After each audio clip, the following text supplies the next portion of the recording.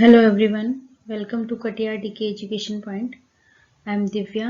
आज मैं आपके लिए ईवीएस की क्लास लेकर के आई हूँ और ये क्लास आपकी सीटेट पेपर 1 के लिए बहुत ही ज़्यादा इम्पॉर्टेंट है। क्वेश्चन नंबर 1, कुडुख कहाँ के लोगों की बोलचाल की भाषा है? असम, अरुणाचल प्रदेश, मिजोरम, झारखंड। तो आपका करेक्ट ऑप्शन है option number D. Kurukh Jharkhand के लोगों के बोलचाल की भाषा है। कुडुख भाषा में जंगल को तोरांग कहते हैं। जंगल को तोरांग बोला जाता है। नेक्स्ट क्वेश्चन है, निम्नलिखित सूची में से कौन सा दूसरों से अलग है? मगरमच्छ, कौवा, मछली, कछुआ। तो ऑप्शन नंबर बी आपका करेक्ट है, कौवा इनमें से अलग है। समाज की मूल इकाई क्या है? पुरुष, औरत, बच्चे, परिवार। तो समाज की मूल इकाई परिवार है। क्वेश्चन नंबर नेक्स्ट, बिहार के लोगों के लिए मधुमक्खी पालन प्रारंभ करने की सबसे अच्छी अवधि है? जुलाई से सितंबर, अक्टूबर से दिसंबर, जनवरी से मार्च, अप्रैल से जून। तो आपका करेक्ट ऑप्शन है अक्टूबर से दिसंबर, क्योंकि यही समय मक्खियों के अंडे देने का समय होता है। और लीची के फूल कब खिलते हैं? फरवरी में। क्वेश्चन नंबर नेक्स्ट, घरों के निम्नलिखित विवरण पर विचार करें। राजस्थान में ग्रामीण लोग कटीली झाड़ियों की छतों वाले मिट्टी के घरों में रहते हैं। बिल्कुल ठीक है। मनाली में घरों को बांस के खंभों पर बनाया जाता है। ये बात गलत है, क्योंकि बांस के खंभों पर घरों को असम में बनाया जाता है। मनाली में जो घर बनाए जाते हैं वो लकड़ी और पत्थर से बनाए जाते हैं।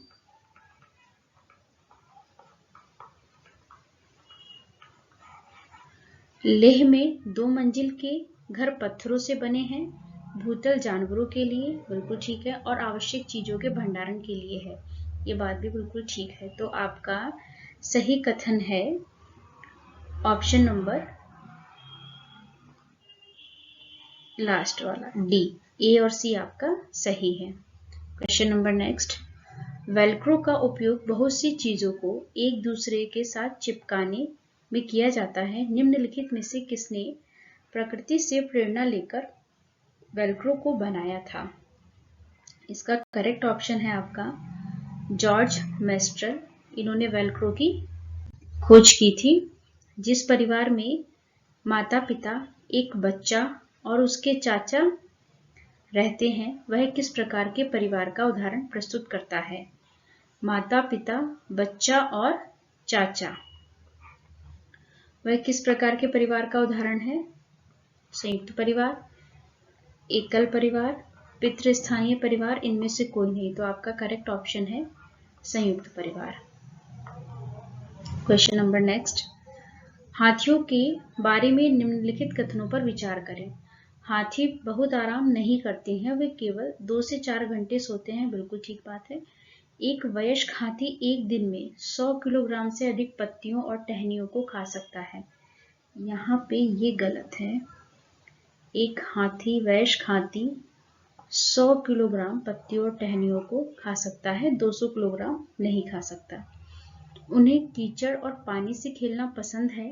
कीचड़ उनकी त्वचा को ठंडा रखता है। सही बात है। हाथी के झुंड में सबसे बूढ़ी मादा हाथी नेता होती है, वही सब कुछ तय करती है। ये बात भी बिल्कुल ठीक है। तो ये भी गलत हो गया आपका, ये भी। ऑप्शन नंबर सी, ए, सी और डी ये आपके करेक्ट हैं। नेक्स्ट क्वेश्चन, निम्नलिखित में से कौन भारत का संघ शासित प्रदेश है? अरुणाचल प्रदेश, मणिपुर, मेघालय, जम्मू और कश्मीर। तो करेक्ट ऑप्शन है आपका जम्मू और कश्मीर। निम्नलिखित में से कौन अंतरराष्ट्रीय ख्याति का भारोत्तोलक है? सुनीता विलियम्स, बछेंद्री पाल, सूर्यमणि, कर्णम मल्लेश्वरी। तो आपका करेक्ट ऑप्शन है कर्णम मल्लेश्वरी, और ये 130 किलोग्राम वजन उठा सकती हैं। ये आंध्र प्रदेश की रहने वाली हैं। ओके, नेक्स्ट क्वेश्चन है आपका, जिस परिवार में माता पिता उनके अविवाहित बच्चे रहते हैं वह परिवार उदाहरण प्रस्तुत करता है। संयुक्त परिवार का, एकल परिवार का, पितृस्थानीय परिवार का, इनमें से कोई नहीं। तो ये परिवार आपका एकल परिवार का एग्जाम्पल है। नेक्स्ट क्वेश्चन,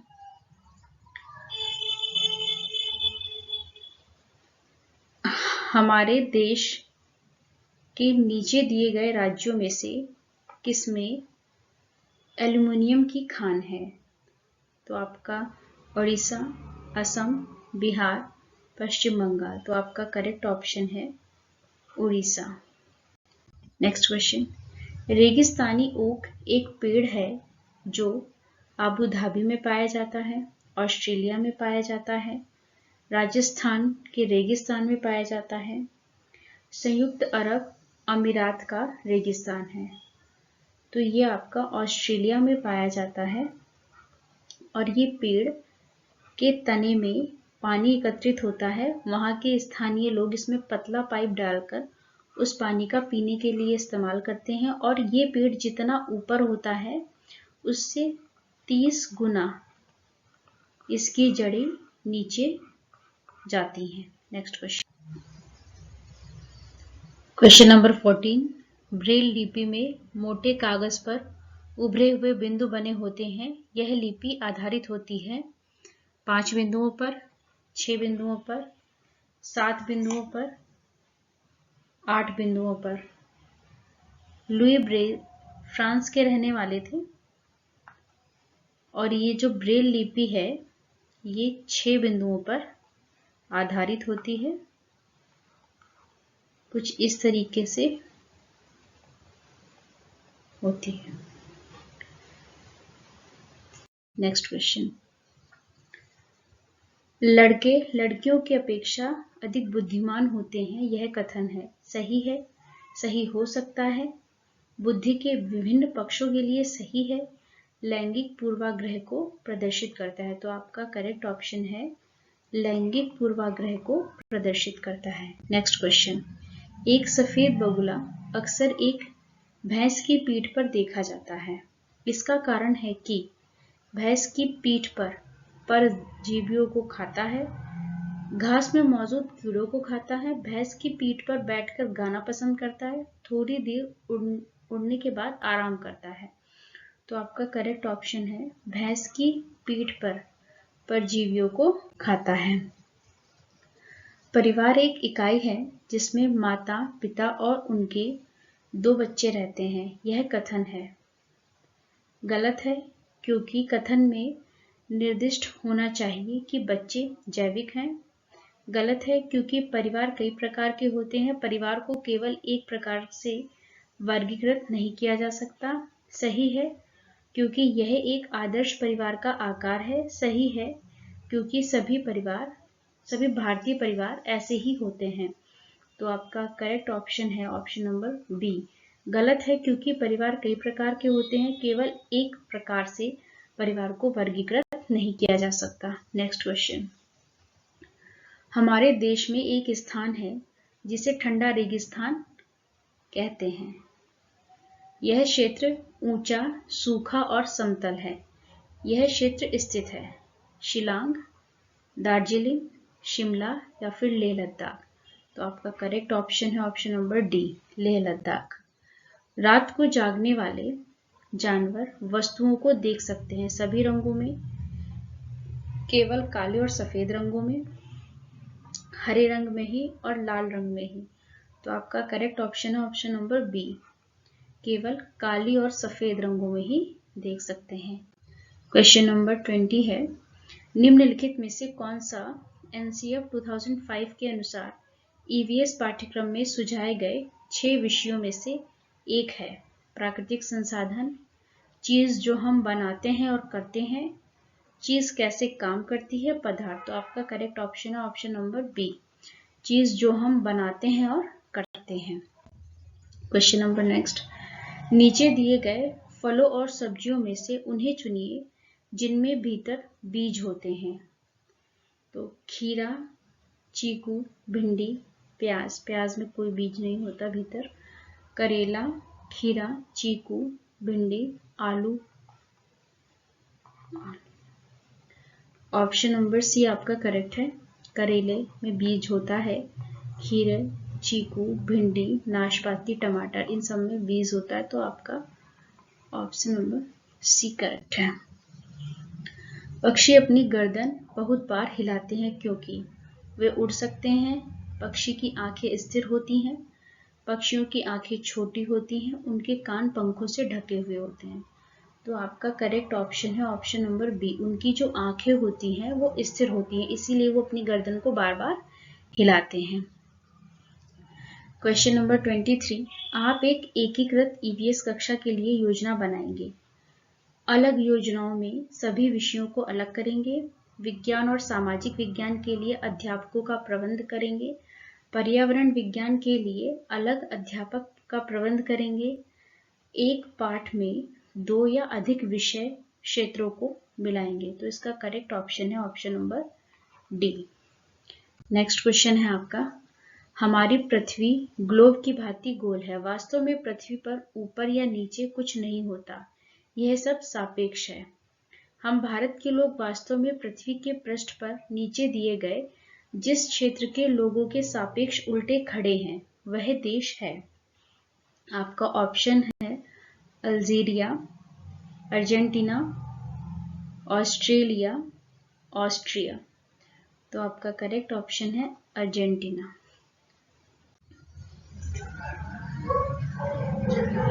अंजलि की दोस्त ने दांतों की सड़न से बचने के लिए निम्नलिखित उपाय सुझाए। अपने दांतों को दिन में 2 बार ब्रश करें, इनेमल क्षय से बचने के लिए ब्रेसेस पहने, मिठाई, चॉकलेट और कार्बोनेट पेय से बचें, प्रत्येक भोजन के बाद मुंह कुल्ला करें।